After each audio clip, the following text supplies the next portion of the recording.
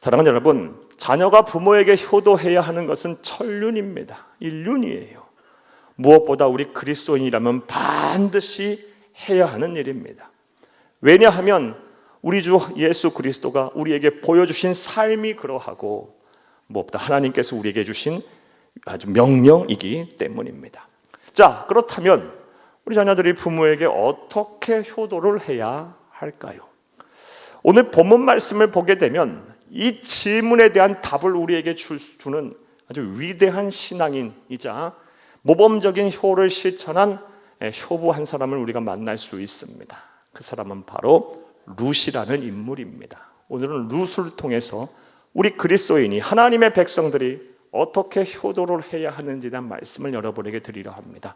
큰의 시간 되기를 다시 한번 간절히 주의 이름으로 축복합니다. 사랑하는 여러분, 이에 앞서서 먼저 본문의 내용과 배경 설명부터 여러분에게 좀 해드리겠습니다. 오늘 본문 말씀이 포함된 룻기서는 사랑하는 여러분, 사해 서편 베들레헴이라는 마을에 큰 흉년이 들었다라는 말로 시작을 합니다. 그리고 이 베들레헴이라는 곳에 누가 살았냐? 엘리멜렉이라는 사람이 살았고, 그 사람이 젊은 아내 나오미와 두 어린 아들인 말론과 기론과 함께 살았습니다.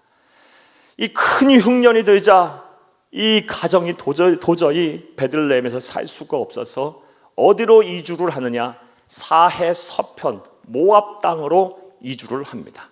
오늘날로 말하면 이스라엘 베들레헴이라는 도시에서 요르단으로 이민을 간 겁니다. 자, 그런데 이민을 가고 나서 얼마 되지 않아 이 가정에 큰 변고가 생겼습니다. 바로 가장인 엘리멜렉이 죽은 거예요. 그러니 졸지에 청산가부가 된 사랑하는 여러분, 나오미가 얼마나 삶이 힘들었겠습니까? 참 힘들었을 거예요. 사랑하는 여러분, 생활하기도 힘들었을 것이고 사는 것도 힘들었을 것이고 누가 도와줄 사람도 없을 것이고 오늘날과는 비교도 안 되는 그런 이 여성의 경제적인 참여가 없던 그때 시대에 참 힘들고 어렵게 살았을 거예요. 하지만 성경의 여러 정황을 보게 되면 나오미는 생활력이 아주 강했던 여인으로 알 수가 있습니다. 왜냐하면 두 어린 아들을 잘 길러냈어요. 그리고 비록 하나님의 백성은 아니지만 모압 여인들과 결혼까지 시켰어요. 사랑하는 여러분, 이 정도 되면 나오미는 어떤 생각을 했을까요? 이제 나의 할 일은 다 했다. 나는 이제 안심이다. 자녀들이 장성하여 다 결혼까지 해서 가정을 이뤘으니 이제 내가 좀 이제 살만하겠다. 이제 안심이다 라고 생각을 했을 거예요. 자, 그런데 이게 웬 말입니까? 그리고 나서 또 얼마 지나지 않아 두 아들이 죽어버렸어요. 졸지에 과부 셋이 남은 가정이 됐어요. 이러한 나오미의 기구한 인생을 보면서, 불우한 인생을 보면서 우리는 다음과 같은 영적 교훈을 얻습니다. 우리가 세상을 사는 동안 조금이라도 마음을 놓고 살아서는 안 된다라는 것입니다. 살다 보면 우리가 예상하지 못한 일들이 수도 없이 일어납니다. 아무리 내가 조심하고 안전하게 살려고 해도, 평안하게 살려고 해도 예상치 못할 일들이 우리 가운데 너무 많이 일어납니다. 그러하기에 우리의 보호자 되시고 우리의 구세주가 되시며 우리의 참된 아버지가 되시는, 우리의 보호자가 되시는 하나님 아버지께서 우리를 지키시고 보호해 주셔야 하는 것입니다. 일찍이 이것을 잘 알았던 지혜의 왕인 솔로몬은 시편 127편 7절에서 다음같이 찬양을 하고 있어요. 여호와께서 집을 세우시지 아니하시면 세우는 자의 수고가 헛되고 여호와께서 성을 지키시지 아니하시면 파수꾼의 깨어있음이 허사로다. 이게 지혜자의 현인의 말씀이에요. 그러므로 우리도 이 세상을 사는 동안 이제 이만하면 됐다, 안심하고 내 멋대로 내 마음대로 살 것이 아니라, 사랑하는 여러분, 하나님 아버지의 도움을 늘 간구하며 그의 인도와 보호하심에 따라 그를 의지하며 사는 저와 여러분 될 수 있기를 간절히 주의 이름으로 부탁합니다. 자, 다시 본문의 내용으로 들어와 보겠습니다. 이렇게 아들들마저 죽고 나서 큰 슬픔 가운데 있는 나오미, 그런데 하나님께서 그녀를 외면하지 아니하셨습니다. 그런 나오미의 인생에 하나님 들어가셔서 나오미로 하여금 큰 깨달음을 얻게 하셨어요. 그 깨달음이 무엇이냐? 하나님의 백성은 하나님의 은혜가 있는 곳에 머물러야 한다는 것입니다. 하나님의 백성은 하나님의 예배가 있는 곳에 살아야 한다는 것을 깨닫게 됐어요. 그래 수십 년간의 모압 땅에서의 모든 삶을 청산하고 베들레헴으로 되돌아가려고 해요. 그곳에 가서 하나님께 다시 예배하고 하나님의 은혜의 강에 내 몸을 맡기고 그 속에서 나와 함께 살아야겠다라는 그런 마음을 먹어요. 자, 그런데 차마 이 두 며느리들을 함께 동행하겠다고 말을 못하겠는 거예요. 왜냐하면 이 두 며느리들은 이방 여인들이었어요. 어려서부터 나고 자라기까지 우상을 섬겼던 사람들이고요. 그리고 무엇보다 젊어요. 그래서 다시 새 출발을 할 수 있기에 사랑하는 여러분, 그래서 나오미는 차마 이 두 며느리들에게 함께 동행하자고 말을 못하고 오늘 본문 11절에서 13절 말씀에 보면 딸들아 너희 고향의 집으로 돌아가라. 그래서 다시 새 출발을 하거라 라고 말을 합니다.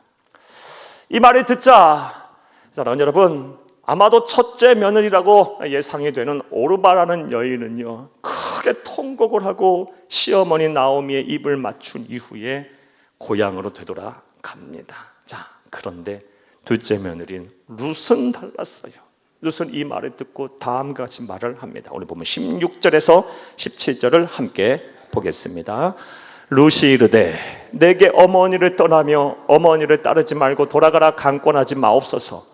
어머니께서 가시는 곳에 나도 가고 어머니께서 머무시는 곳에서 나도 머물겠나이다.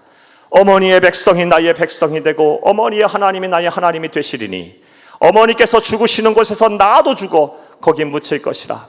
만일 내가 죽는 일 외에 어머니를 떠나면 여호와께서 내게 벌을 내리시고 더 내리시기를 원하나이다 하는지라. 어머니가 가는 곳에 나도 갈 것이고 어머니의 백성이 나의 백성이 될 것이며 어머니의 하나님이 나의 하나님이 될 것이고 어머니가 묻히는 곳에 나도 묻힐 것입니다. 이런 말을 해요. 사랑하는 여러분, 얼마나 결기 있는 효부다운 모습입니까? 사랑하는 여러분, 우리는 이러한 효부 룻의 결말, 아름다운 결말을 잘 알고 있습니다. 이후 룻은요 베들레헴으로 나오미와 함께 돌아가 이 나오미를 극진하게 봉양합니다. 그리고 하나님께서 복을 주셔서 어떤 복을 받느냐? 이 베들레헴의 유지이자 부자이고 또 이 나오미와 가까운 친척이었던 보아스라는 인물과 룻이 재혼을 하게 됩니다. 그렇게 해서 아들을 낳았는데 그 아들의 이름이 오벳이라는 인물이고요. 이 오벳이 누구냐? 바로 다윗 왕의 할아버지예요. 사랑하는 여러분, 하나님께서 부모를 극진하게 모셨더니 하나님께서 복을 주셔서 다윗 왕의 할아버지를 낳는 증조모가 됐고요. 우리 주 예수 그리스도의 조상이 되셨어요. 이런 복을 하나님께서 주셨어요. 자, 여기까지가 본문의 배경과 내용 설명입니다. 자, 이제 내용 이를 바탕으로 생각해 보겠어요. 우리가 룻에게서 배울 수 있는 부모에 향한 효도는 어떤 것일까요? 우리는 어떻게 효도를 해야 할까요? 자, 이제부터 따라 하시겠습니다. 첫째로, 부모가 어려울 때 함께 해야 합니다. 룻은 시어머니 나오미 부모가 어려울 때 그와 하녀와 함께 했어요. 사랑하는 여러분, 나오미의 전 인생을 통해서 볼 때 가장 힘들고 어려웠던 순간은 언제였을까요? 사랑하는 여러분, 베들레헴에 살다가 타국인 모압으로 이민 갔었을 때도 힘들었을 거예요. 또 이민을 가서 얼마 지나지 않아 남편이 죽었을 때도 힘들었을 거예요. 하지만 정말 힘들었던 순간은 언제일까요? 남편이 죽고 나서 그녀가 살았던 의미, 살아야만 했던 의미였던 두 아들이 죽었을 때만큼 힘들었던 적이 있었을까요? 사랑하는 여러분, 그게 부모 마음이 어떻겠어요? 두 아들이 다 죽어버렸는데요, 아무도 남지 않았는데요, 얼마나 그 삶이 힘들었겠어요. 그 순간에 누가 함께 했어요? 나오미와 함께 한 사람은 룻 한 사람밖에 없었어요. 오늘 보면 12절에서 14절을 함께 보겠습니다. 내 딸들아 되돌아가라. 나는 늙었으니 남편을 두지 못할지라. 가령 내가 소망이 있다고 말하든지 오늘 밤에 남편을 두어 아들들을 낳는다 하더라도 너희가 어찌 그들이 자라기를 기다리겠으며 어찌 남편 없이 지나겠다고 결심하겠느냐. 내 딸들아 그렇지 아니하니라. 여호와의 손이 나를 치셨으므로 나는 너희로 말미암아 더욱 마음이 아프도다 하매 그들이 소리를 높여 다시 울더니 오르바는 그의 시어머니에게 입맞추되 룻은 그를 붙쫓았더라. 나오미 부모가 가장 힘든 순간에 누가 함께 했어요? 룻이 함께 했어요. 그러므로 우리도 이런 룻을 본받아 우리 부모님이 힘들어할 때 함께함으로 여러분이 해야 할 효를 다하시기를 간절히 주의 이름으로 부탁합니다. 그런데 이런 룻의 효는요, 바로 우리 주 예수 그리스도께서 우리에게 보여주신 모습이기도 합니다. 성경에는 예수님의 공생애 이전의 삶이 기록이 되어 있지 않기 때문에 효자이신 예수님께서 어떻게 효를 다하셨는지에 대해서 알 수가 없어요. 하지만 성경을 보게 되면 예수님이 정말 효자였음을 알 수 있는 구절들이 많이 있어요. 그와 관련한 구절 한 구절 보겠어요. 요한복음 19장 26절에서 27절을 함께 보겠습니다. 예수께서 자기와의 어머니와 사랑하시는 제자가 곁에 서 있는 것을 보시고 자기 어머니께 말씀하시되 여자여 보소서 아들이니이다 하시고 또 그 제자에게 이르시되 보라 네 어머니라 하신대 그때부터 그 제자가 자기 집에 모시니라. 아멘. 이 말씀은 예수님께서 골고다 언덕에 십자가에서 매달렸을 때 죽어가면서 하신 말씀이에요. 십자가에 매달리는 그 죽어가는 그 순간에 가장 힘들고 어려운 그 순간에 예수님의 눈에 누가 보인 거예요? 육신의 어머니 마리아가 보인 거예요. 그의 사랑하는 제자인 사도 요한이 보였고요. 예수님 당신이 가장 기도가 필요하고 위로가 필요하고 도움이 필요한 그 순간에 예수께서는 자신의 안위를 살피기보다는 육신의 어머니를 살폈어요. 그리고 사도 요한에게 뒤를 부탁한 거예요. 어머니를 부탁한 거예요. 사랑하는 여러분, 예수님은 성령의 능력으로 동정녀 마리아의 몸에서 태어나신 분이에요. 하지만 분명한 것, 사랑하는 여러분, 분명한 사실은요, 마리아의 입장에서만 보게 되면 예수님 또한 자신의 배아파는 아들이에요. 그 아들이 십자가에 매달려 피 흘려가며 물과 피를 다 쏟아가며 온몸과 뼈가 다 으스러지고 찢겨가며 죽어가는 그 모습을 보는 부모의 마음이 어떨까요? 이거 견딜 수 있겠습니까? 마리아의 전 인생을 통틀어서 가장 힘들었던 순간은요, 십자가의 밑에서 죽어가는 예수를 볼 때였을 거예요. 지옥이겠죠, 지옥. 까무라쳐도 수백 번, 수만 번 까무라쳐도 이상할 리 없을 거예요. 그런 마리아에 있어서의 가장 인생의 힘든 순간에 우리 주님 자신의 안위를 살피기보다 마리아와 함께하려 했어요. 그러면서 부탁하신 거예요. 네 어머니다. 네가 앞으로 잘 모셔야 한다. 사랑하는 여러분, 이제 여러분에게 권면의 말씀을 드릴게요. 사랑하는 여러분, 여러분의 부모님들이 지금 힘들고 어려워하시다면 부모님과 함께 하시기를 간절히 바랍니다. 경제적으로 고통을 당하고 계신다면 그 경제적인 고통을 분담하세요. 함께 짊어지세요. 몸과 마음이 편찮으시다면 함께 그 몸과 마음이 편찮으신 것을 나누며 잘 돌봐드리세요. 사건 사고에 휘말리셨다면 함께 그 문제를 해결해 가시고요. 부모가 어려울 때 함께 하는 것이 바로 룻에게서 무엇보다 우리 주 예수 그리스도에게 배울 사랑하는 여러분 효임을 믿으시기를 간절히 주의 이름으로 부탁합니다. 자, 또 두 번째로 우리가 룻에게서 배울 효는 무엇일까요? 우리는 어떻게 효도를 해야 할까요? 따라 하시겠습니다. 둘째로 부모와 신앙을 함께 해야 합니다. 부모와 신앙을 함께 해야 돼요. 사랑하는 여러분, 오늘 본문 16절에서 17절을 함께 보겠습니다. 룻이 이르되 내게 어머니를 떠나며 어머니를 따르지 말고 돌아가라 강권하지 마옵소서.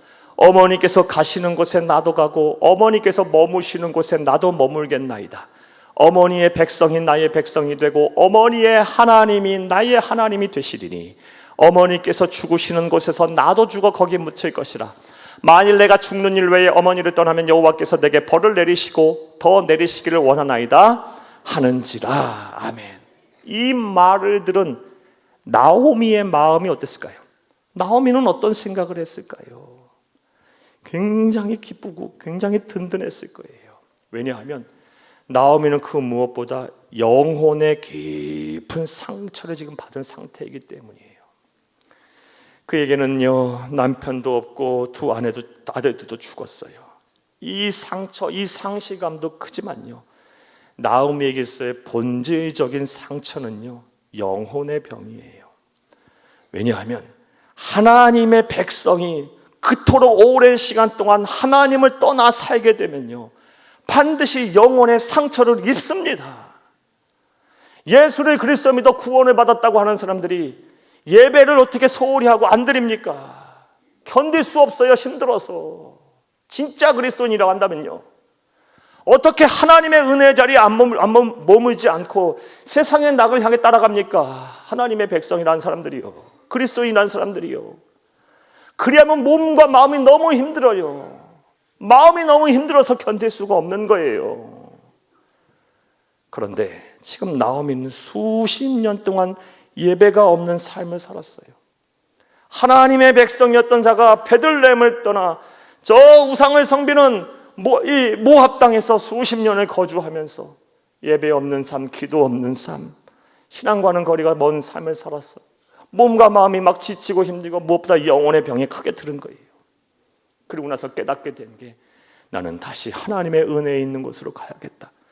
나는 하나님께 예배에 있는 자리, 그 예배의 자리로 다시 가야겠다고 깨닫게 됐는데, 그 순간에 좌우에 둘러보니 아무도 없네요.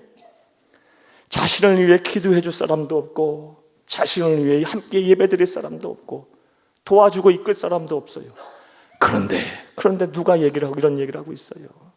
룻이 나서서 내가 어머니의 믿음의 동력자, 예배 동력자, 기도 동력자가 되겠다고 나서고 있으니 나오미가 얼마나 기뻤겠어요.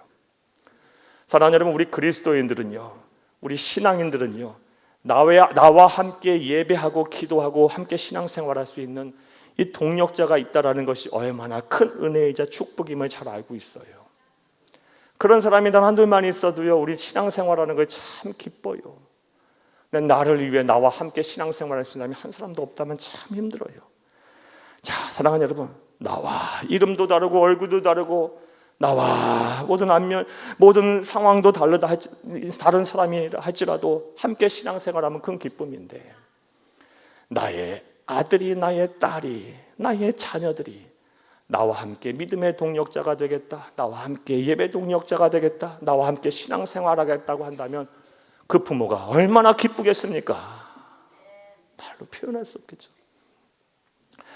사랑하는 여러분, 저는 여러분이 드린 헌금의 봉투에 기록이 되어 있는 모든 기도 제목을 다 봅니다. 재정국에서 다 저에게 넘겨줘요. 그리고 제가 다 기록해요. 필요한 것들은요. 그리고 남에다 기도해요. 빠지지 않고 매주마다 많은 성도님들이 어떤 기도 제목 갖고 기도하냐? 우리 딸, 우리 아들 제발 예수 믿고 구원받게 해주세요. 제발 믿음의 사람 되게 해주세요. 하나님께 복을 받게 해주세요. 한두 사람이 아니에요. 한두 분들이 아니에요. 이런 기도 제목을 읽고 기도할 때마다 이 부모의 이 간절한 소망과 탄식이 막 들려와요. 이제 여러분들에게 부탁의 말씀을 드릴게요. 오늘 부모의 손에 이끌려 어쩔 수 없이 이 자리에 오신 분도 계실 것이고, 또 여전히 완강하게 이 부모의 바람과 복음 듣기를 거부하시는 자녀들이 있을 거예요. 혹시 행여 지금 말씀을 듣고 계신다면 부탁의 말씀을 드려요. 부모 마음을 편안케 해주세요. 믿음의 문을 열고 마음의 문을 열어서 예수의 부모와 함께 신앙생활을 시작해 보세요. 그러면 그것이 효도하는 것이고요, 그것이 하나님께서 복을 주시는 첫걸음임을 믿으시기를 간절히 주의 이름으로 부탁합니다. 부탁합니다. 룻은 어떻게 효도했습니까? 부모와 함께 신앙생활함으로 시작했어요. 자, 또 룻은 나오미에게 어떻게 효도를 했을까요? 우리는 어떻게 효도를 해야 할까요? 따라 하시겠습니다. 셋째로, 부모의 삶을 존중해야 합니다. 룻은 부모의 삶, 나오미의 삶을 존중해 줬어요. 사랑하는 여러분, 세상적인 관점으로 볼 때 신앙적인 요소 다 빼버리고 그런 눈 다 제해버리고 세상적인 시선으로 나오미의 인생을 평가해보면 그녀의 인생은 실패한 인생이에요. 뭐가 있습니까? 남편도 없고 자녀들도 다 없어요. 도와줄 사람도 없고 친구도 없어요. 그리고 오늘 본문 말씀 21절 말씀에 보면 그래도 베들레헴에서 모압으로 이민할 때는 풍족하게 떠났다 그래요. 돌아올 때는 아무것도 없어요. 나이도 많아요. 실패한 인생으로 갖고 평가할 수밖에 없어요. 세상적인 시선으로는요. 자, 그러다 보니 이 나오미가 오늘 본문 말씀을 보게 되면 베들레헴으로 귀환했을 때 19절 말씀에 보면 사람들이 그녀를 보고 떠들었어요. 떠들었다는 얘기는요, 조롱했다라는 말이에요. 네, 조롱했다. 이런 말들 하지 않았겠어요? 야, 저 나오미야, 나오미. 저 나오미라고. 야, 저 서방 잡아먹고 이 두 아들마저 잡아먹었대. 이런 말 하지 않았겠어요? 사람들 말 너무 쉽게 하거든요. 그런데 그런 상황에서 단 한 사람만이 부모인 나오미의 삶을 존중해주고 있어요. 바로 룻입니다. 오늘 보면 16, 17절을 다시 한번 보겠습니다. 룻이 이르되 내게 어머니를 따르지 말고 돌아가라 강권하지 마옵소서. 어머니께서 가시는 곳에 나도 가고 어머니께서 머무시는 곳에 나도 머물겠나이다. 어머니의 백성이 나의 백성이 되고 어머니의 하나님이 나의 하나님이 되시리니 어머니께서 죽으시는 곳에서 나도 죽어 거기 묻힐 것이라. 만일 내가 죽는 일 외에 어머니를 떠나면 여호와께서 내게 벌을 내리시고 더 내리시기를 원하나이다 하는지라. 아멘. 이게 무슨 말이에요? 한마디로 얘기하면 나는 어머니처럼 살겠다라는 말이에요. 여러분, 세상적인 시선으로 그리고 하나님의 백성이라는 베들레헴 사람들은 수군수군거리고 조롱했지만, 나오미의 삶을 부정했지만, 실패한 인생이라고 평가했지만 나는 어머니처럼 살겠다라고 그러고 있는 거예요. 지금 무슨요? 이게 바로 그리스도인의 삶이고 하나님의 백성인 우리가 해야 할 일이에요. 부모에게 효도하는 방법이에요. 사랑하는 여러분, 설령 여러분의 부모가 여러분에게 해준 것 하나 없고 심지어 여러분을 괴롭히고 여러분을 고통스럽게 했다 할지라도 부모의 삶을 존중하고 인정하세요. 우리 그리스도인은 그렇게 살아야 하는 거예요. 그게 바로 룻이 우리에게 보여주는, 사랑하는 여러분, 효예요. 저는요, 우리 성도님들 가운데 그런 분도 예전에 만나봤어요. 신방을 갔더니 이미 돌아가셔서 천국 가셨는데 아직도 부모에 대한 원망, 불평을 하시는 성도님의 말씀 들어봤어요. 사랑하는 여러분, 하나님의 백성의 모습이 아니에요. 사랑하는 여러분, 지난날의 부모의 삶, 현재의 부모의 삶 그냥 존중하세요. 이해하시고 받아들이세요. 그리고 용서하실 건 용서하시고 오히려 복을 비세요. 그것이 바로 그리스도인의 삶임을 기억하시기를 간절히 주의 이름으로 축복합니다. 말씀을 맺겠습니다. 사랑하는 여러분, 세상이 아무리 변한다 한들, 아무리 인식의 변화가 있고 사회 구조가 변한다 한들 변하지 않는 진리는요, 자녀는 부모에게 효도해야 한다는 것입니다. 이것은 인륜이고 천륜이고 무엇보다 우리 그리스도인이 반드시 그렇게 해야 함은 우리 주 예수 그리스도가 사신 모습이며 하나님 아버지께서 강력하게 원하시는 뜻이에요. 이를 위해서 우리보다 앞서 제대로 모범적으로 효를 보여준 룻에게서 우리는 효도를 배웠어요. 먼저 부모가 어려울 때 함께 하시기를 바랍니다. 또한 부모의 신앙을 함께 하시기를 바라요. 부탁이에요. 이제 마음의 문을 열어주세요. 부모의 믿음의 동력자, 예배 동력자, 기도의 동력자가 되어주세요. 나아가 부모의 삶을 존중해 주세요. 이렇게 효도하면 하나님께서 복을 주실 거예요. 룻에게 복을 주셨던 그 하나님, 우리에게도 복을 주셔서 이 땅에서 장수하고 또 형통한 삶을 살게 될 것이며 하나님에게 부시게 하고 사람들이 칭찬받는 참된 성도로 살게 하실 것입니다. 이런 은혜와 복이 여러분 가운데, 저와 여러분 가운데 충만하기를 간절히 주의 이름으로 축복합니다.